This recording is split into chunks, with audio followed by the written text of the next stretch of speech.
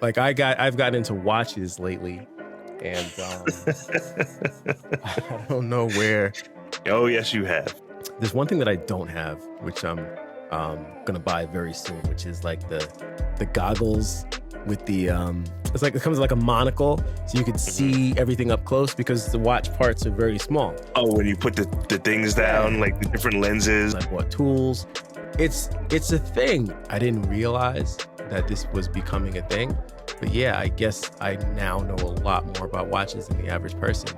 And I find that people who are successful in life, they pour themselves into something and it becomes a positive outlet for them. On the flip side of that, I find that people who struggle to like have a purpose in life, people who struggle, meeting their goals and things like that, they don't have anything like that. They're not doing taekwondo or Brazilian jiu-jitsu on the weekends where it's like, Phil from accounting is throwing people against the mat, and he's actually a whatever belt, nth degree. It's like you learn to do hard things by doing hard things. Right.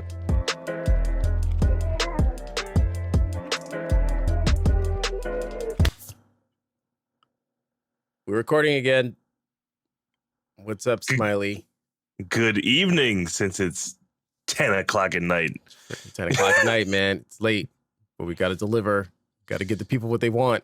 And they want more black men smiling on YouTube. That's what they want. Keep smiling. Hi. Welcome to Products of Circumstance, late night edition. Podcast with Ken Skeen and myself, Fenton Joseph. We discuss mental health and mindset matters through the lens of black men. The show is unscripted, even though I'm reading a script, unfiltered, and mostly unedited. We choose our topics randomly. That part is true. Ken's going to tell us what we're going to talk about in a second. But first, please like, subscribe, hit the notification bell, and share with somebody on their personal development journey.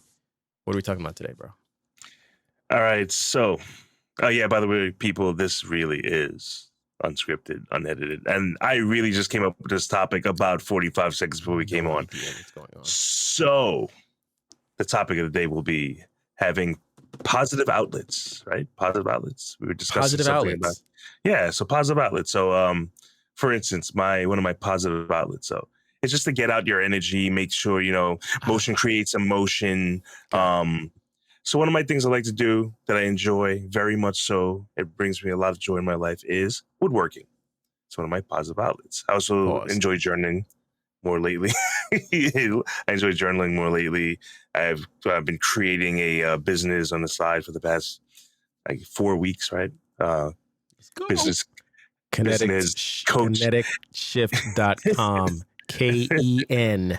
KineticShift.com. Check it out.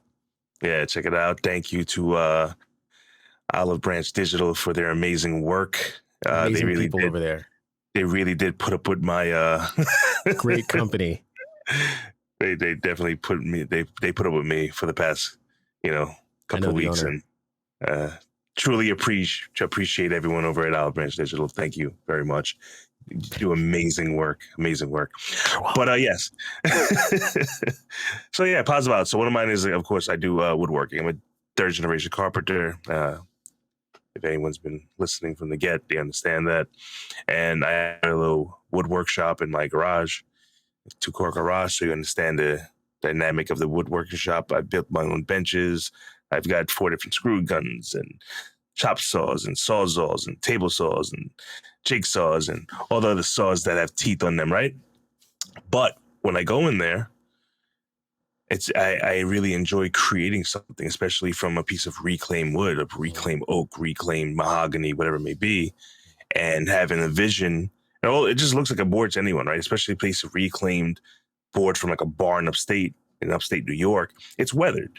You have to plane it down. You've got to shape it, angle cuts, whatever it may be, to create a piece of furniture. Let's say a foyer table, a coffee table, a charcuterie board. Right, I'm saying that right? Charcuterie, cheese and meats, grapes and olives. Yeah, and I enjoy that stuff. I tell people all the time, one of my meditations is sanding the projects down, because you have to go to different grades of sandpaper, that is.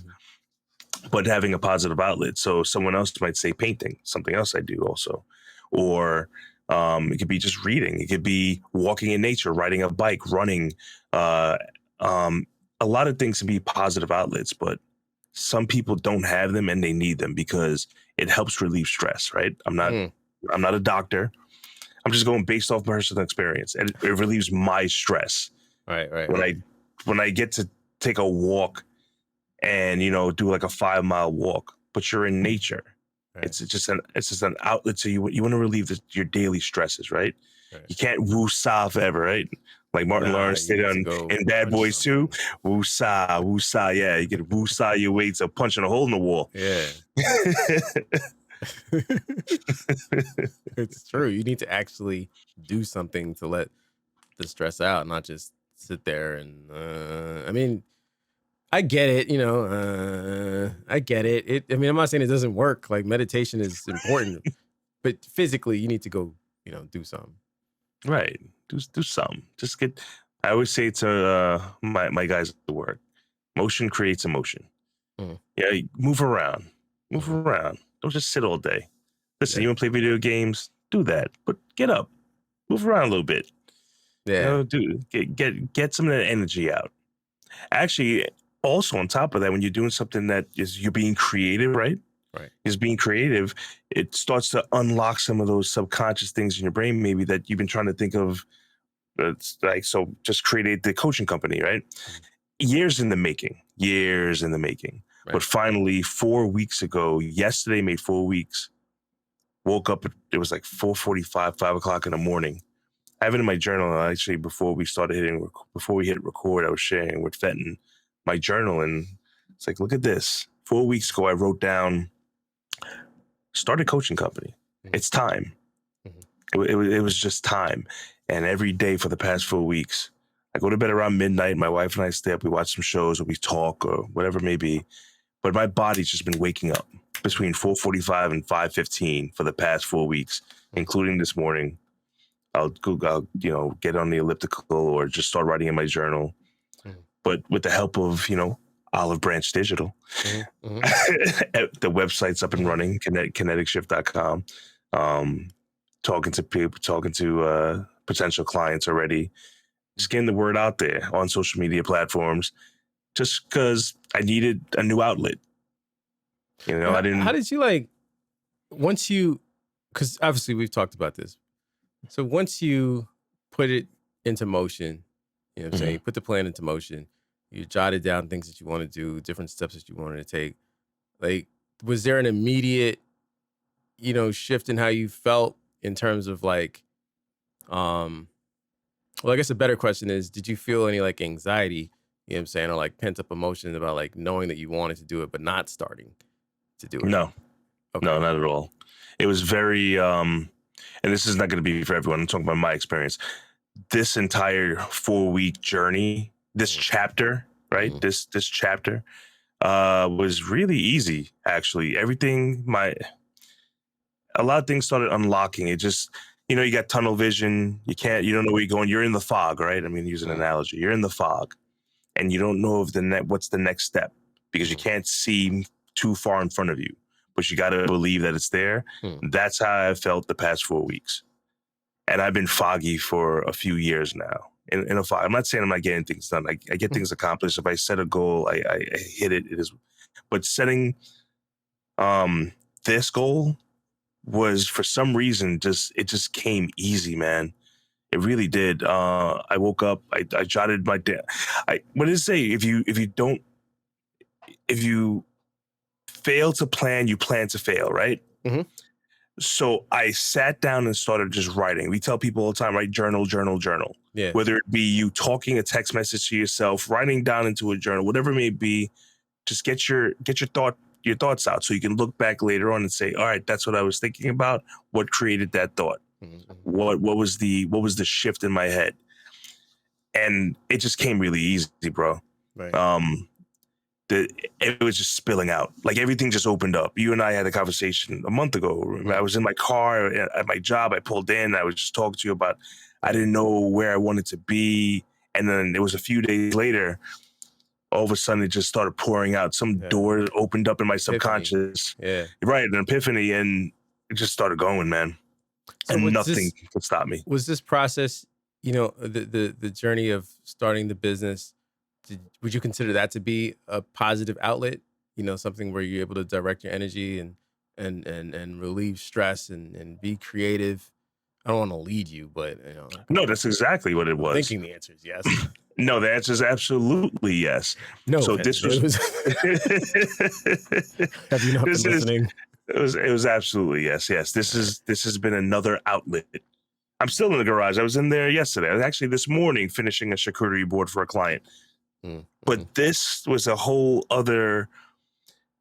It was things that were just locked in my head for years. I've been coaching people in this business outside of the car business, younger minds that, seem lost. And I'm like, I'm not the end all be all, but at least I can help. I love helping people, go back into their mind and say, all right, this is where you are right now. Mm-hmm. Where do you want to be? Okay, that's where you want to be. So let's make steps together and make goals, small goals, little ones, little goals. Mm-hmm. Like if someone's all right, so here we go. I'm in car sales. I'm a sales manager. Right. Salesperson says I'm going to sell 20 cars this month. Mm. Okay, how are you going to do that? You can't just say you're going to sell 20 cars in the next 30 days. Right. Break it down. So you're going to sell how many cars a week to hit your 20? Mm. Weekends are stronger than weekdays. Fine. How many people are you calling? How many referrals are you calling? Mm. What's going to be every week? What's your goal? And you have to You have to reset. You write it down. Write your plans down in pencil so you can erase. Okay, right. There you go. So how many goals? So that's 5 cars a week, right? 4 weeks in a month, 5 cars a week, that's 20 cars. If you only hit 4 this day, do you know next week it's 6 cars? Right. But if you have a plan, at least you can go back to the plan and say, this is where I'm at, and see on your journey, on your path, what goals you've hit and what goals you've missed, right. And just reconfigure.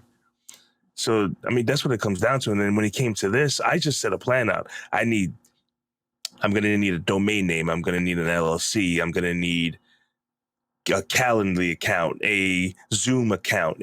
I wrote everything down on the laptop and I said, this is what needs to be done. A checklist needs to be done so I know I can hold myself accountable, right? That's a big thing. If you're going to set a goal, hold yourself accountable because no one else is going to do it for you. Shoot, half the people around you want to see you fail anyway. They just won't tell you. It's just a secret to themselves that how could someone else, do something? We came from the same place. How are they able to do this? They want to see you fail. They'll never tell you that. They can tell you they love you. That's how my kindergartner feels about me. I can tell. It's the way she looks at me. Right. So, and if anyone says, oh, well, look, some people in your life very close to you, maybe they don't want to see you fail, but they can't understand why you succeed either. But if you have a plan, it will help you succeed. It'll help you further. And we talked about this in a previous episode, ask for help, right? If you can go fast alone, but you can go further with help. Mm-hmm. So that's exactly what I did. I asked for help. I had to ask maybe 4, 5, 6, 7 different people and pick brains and say, how do I do this? How do I do that? Look it up online, do my own research. Yes, I was a graphic designer, but I don't, that skill set is not that it's gone, but it's very rusty. Right. And thankfully I know the owner of Olive Branch Digital, and he was able to help me with this 3-hour-long questionnaire. And the only reason it was 3 hours long is because I just kept going back and forth. It doesn't take that long. It really doesn't. You know what, though? I got a 1-year-old. I got a day job. It's a lot. It's a lot to do. You can go back to it. I think what's super interesting about the past couple minutes hearing you talk about this stuff is how involved you got.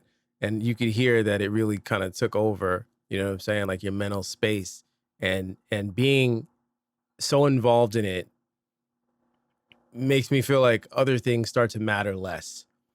It's like you might have had other things going on in life, but it's like this was the thing that you focused on and you were pouring yourself into it.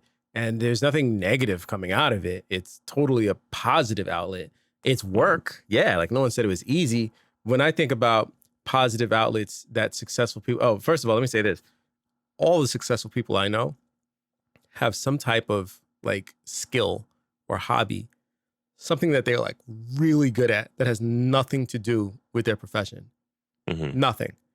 and you just found out it's like, wow, you're like a professional ukulele player, you know, or like you have a phenomenal backhand and you play like in a league on the weekends, or you know, you're really dope at chess, or you do like I've gotten into watches lately, and I don't know where.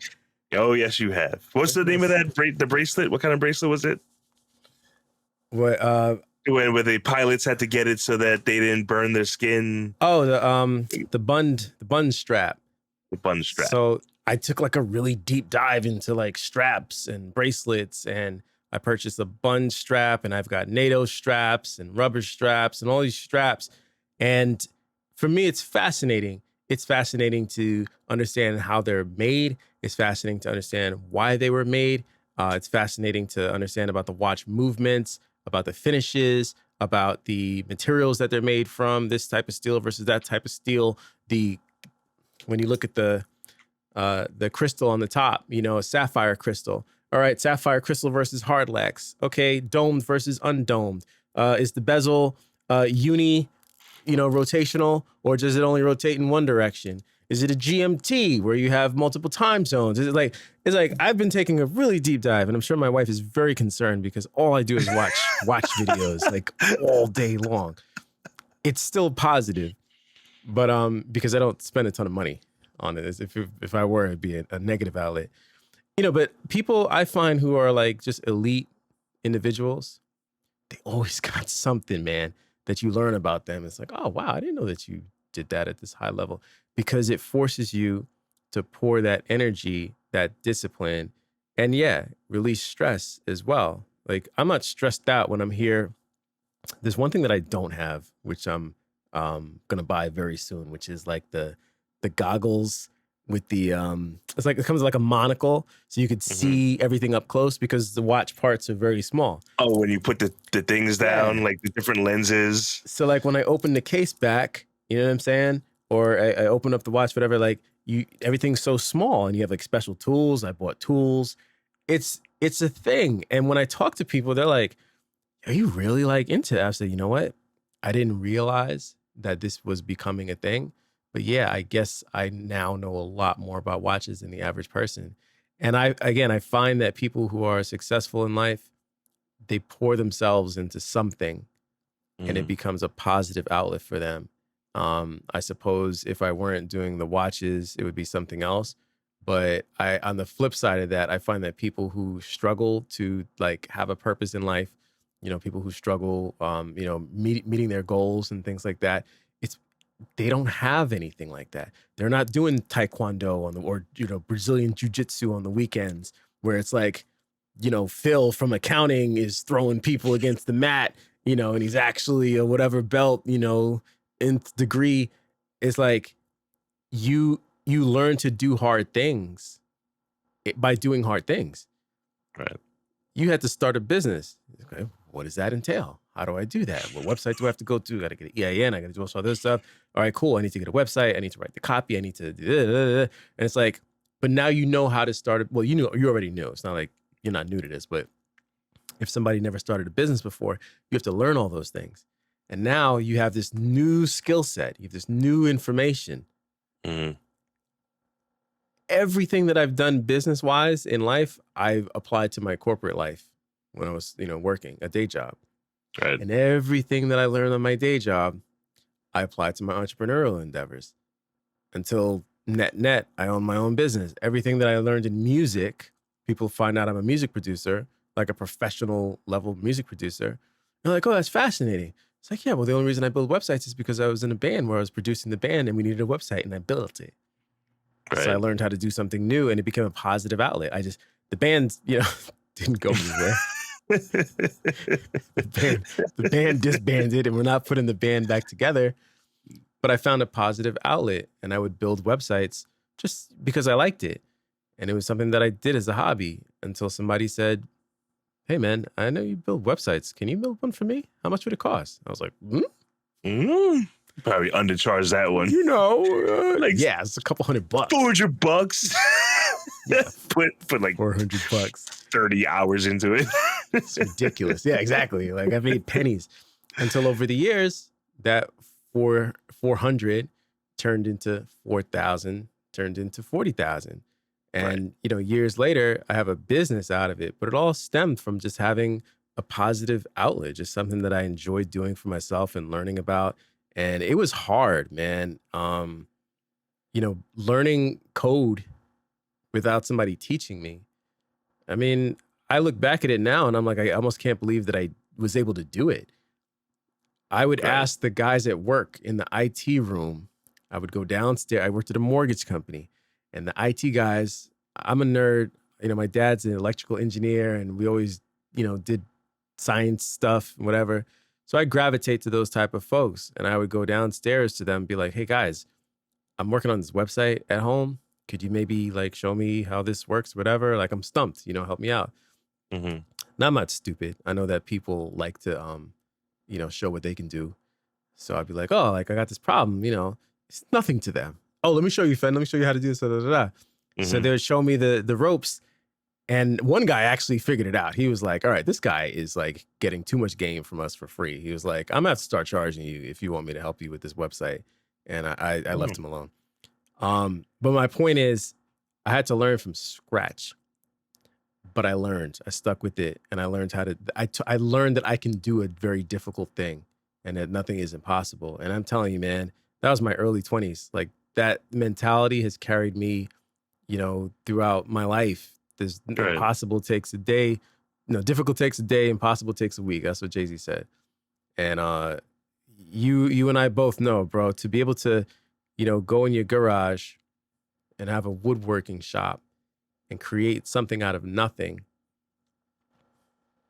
I own one of your products. Like literally, the camera that I'm talking into is sitting on a monitor that is attached to the desk that you built me. Oh yeah, you needed a custom. Yeah. You know what I'm saying? And it's like, if people would just, like, you could be stressed at work, you could be stressed in life. I know too many people that sit and like sulk and just complain about their life. You know what? That's energy. It's negative energy. Mm-hmm. Take that negative energy, put it into a positive outlet, turn it into positive energy. You're going to feel some type of way regardless. You might as well feel good. Right. Like when I sit down to make music, it's like, all right, if I were stressed for some reason, I'm like, I'm gonna pull my MIDI keyboard out in front of me and I'll make a beat. And as soon as I, switch on my software, man, I'm in heaven. Right. And that energy gets converted. You know what I'm saying? It's like I was feeling something, but now I'm feeling something positive. That's got to be that kinetic shift. It's such a great name, that she chose, because you make a shift in how you think and how you feel. So anyway, I won't belabor the point because you made some really incredible points. But I think you really demonstrated how deep you can get into a positive, state of mind. And I'm telling you, I can't say, pick up that hobby, start the business, do the thing that seems like it might be hard to do. On the other end of it is greater discipline. It's satisfaction and contentment, which is huge for like overcoming feelings of like inadequacy, like feeling like comparison, syndrome. People always comparing yourself to other people. Like when you can just pour into something that you love, it's like, that's my thing. And it makes me happy and I'm content. And what other people got going on doesn't even matter. It's facts. I highly doubt, I don't want to speak for you, but I highly doubt when you're doing your woodworking that you're thinking about every other woodworker out there and whatever it is that they're building. And if what you're doing is good enough compared to, like, no. Actually, nothing's in my head. It's my zen. Like you're talking about meditation before, and meditation's good. Woodworking is my zen, bro. Numbers, I love numbers, man. Right. I do numbers in my head. That's from years with construction. That's years with. It's just easy. And then being a sales manager, you doing numbers all day. When I'm doing woodworking, I got to measure twice, cut once. Yeah, no problem. Right. And then once the creation is there, that is literally my zen, making a project. Right. And that's it. Painting also. I mean, I do large canvas paintings, like 6 foot by 5 foot paintings. We have one in the office right now that I did, and one down here actually. I would encourage people This is my last thought. I would encourage people to do creative things. Let your positive outlet be creative, because like human beings, we're creative people. Hmm. You know, like I I believe But we're made. we're stifled though. We are We stifled, we're but it's stifled not by our others, and we're nature. stifled by ourselves. And you're right. It's not our nature. Like our nature is to create, Right. right? We were made in the image of God, the creator. We're little creators. Our job, Hmm. we create things. What we do through our words, through our physical acts, our thoughts. Like we literally create something out of nothing. I'm a big believer of that. I don't know how it comes across when people hear me say it, make something out of nothing. But what I mean is like literally this company that I own, that I made, it came from my thoughts. One of my best friends, rest in peace, Mike Odom, Milo, uh, he passed away 2 days ago, the 12th, a couple of years ago. Is the anniversary. And on his cell phone, when he would send like an email or a text, whatever, he used to append it, sent from my mind, sent from my mind. Hmm. And I used to think it was so clever, because it's like, you know, I mean, you send it from your cell phone, but like it was his thoughts. He was saying, these are my thoughts and I'm communicating it to you. I sent this from my mind. And it is Hmm. so deep when you think about it. I made this, I thought of this olive branch and the meaning behind it and the story and what should it look like visually and what should it sound like. It's an entity and it has a persona and it provides value, and it all came from my mind. So when I say we make something out of nothing, like we are creative beings. Like I don't care what you do, you hate your job but you go to work and they're expecting you to do something like out of nothing. Even if you do woodworking, Hmm. you take a piece of wood. It's not nothing, but it's a different form. You have to use Right. your mind to have a vision of what you're going to create and then shape it Hmm. using skills that you've honed and developed and techniques. Like we really are creative people. I hate when people say, I don't hate, but I really push back when people say, oh, I'm not creative. Yeah, Everything you we are. do is a creative act. Right. It's all we do is breathe creativity. You know, you just have to, the more you do it, the more you believe it, and you'll say to yourself, nah, I can do hard things, and I can create. Hmm. That's People have to remember, like that's when all. we were kids, you watch. If you have children, if you have nieces and nephews, right? Watch them. Kids Mm, are creative, man. Especially when the world hasn't told them no enough yet, or don't do that, or and then it starts to. What was it? There was an analogy of a scientist that put fleas, right, and fleas yeah, can jump 100 times their height, and if you put them into a glass jar, they only jump to the height of the glass jar. right. And then when you move the jar away, they'll never jump higher than that. Well, that's like telling your child or someone that you know that's the child no or don't or can't be done, Right. and then your brain starts to believe that the older you get. Well, I have all these things. I can't do this. I can't do that, and then we stop being creative, right? And then you have to unlock that again as you get older. To it's okay to be creative. Great. Kids are two things, right? Two of the best things. They're most creative and they're the best salespeople. Yeah. Child will sell you why they need that ice cream. They'll sell you why they need that extra toy. They'll sell you why they need something, right? Why Yeah. they need to stay up late and watch a show. Why Yeah. they need to not eat their vegetables. Yeah. Thankfully, my kids eat their vegetables. But salespeople and creative, that's creativity. Children are the best at that. And as they Absolutely. get older, we as adults will tell them, well, no, society doesn't want you to be creative.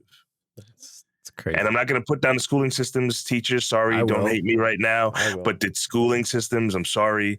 We take creativity from our children because we tell them you have to be in this box. See this box right here? Don't leave it.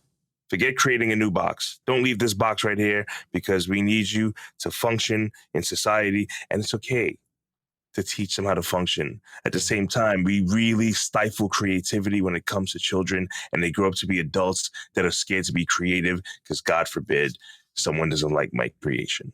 who cares. Do it for you, do it for your meditation, do it for your soul, do it for your energy. Have that kinetic shift in your life. Yeah, it's pretty terrible. Message. I was like, finding my desk is littered with like just random, things from my Yeah. kid. She makes cards for me. How cool is that? Just random. I got it on the wall. I got like just stuff hanging on the wall. That's awesome. And every day, no matter how hard I try to keep my desk clean, there's artwork on my desk, and I love it.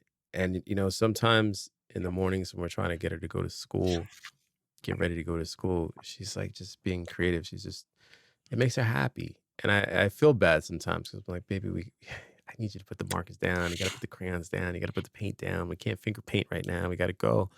But it makes her happy. It's her happy place. It's her positive outlet, and it brings her so much peace. And so, we're going to put her in art school or art camp, whatever. Yeah. There's an art place down the street here in town, so that we can hone that. I mean, I'm a creative. I was drawing and painting and stuff when I was a kid.